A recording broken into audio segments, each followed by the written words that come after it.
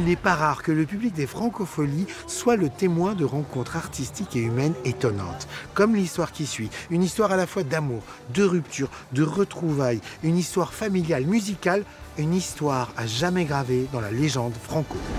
Et la musique est romantique, et la musique a tant d'histoire.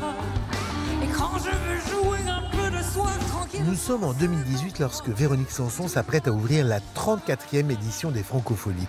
Pour ce concert, elle a demandé à être entourée de ses amis de longue date, Souchon, Bruel ou encore Jeanne Chéral. Mais le directeur du festival, Gérard Font, a eu une idée.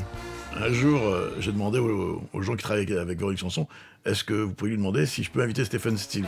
Stephen Stills, son ex-mari, le père de son fils Christopher et surtout le membre du groupe américain Crosby, Stills, Nash & Young. Faire venir Stephen Stills sur la scène des Francopholies, voilà, ça fait partie des rêves un peu fous, quoi. Stephen Stills, c'est une star mondiale. Sanson d'accord, il faut maintenant convaincre la star mondiale. Personne n'osait lui demander.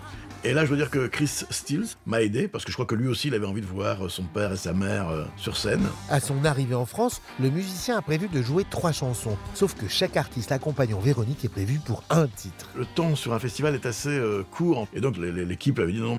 Et donc j'ai œuvré en disant non mais attendez, Stephen Stills là, il chante ces 3 chansons, on l'a pas fait venir de Los Angeles pour juste qu'il fasse figuration. Stephen Stills n'est pas du genre en effet à faire de la figuration. Ce soir-là, aux côtés de son ex-femme et de son fils, musicien lui aussi, il va littéralement enflammer le public français.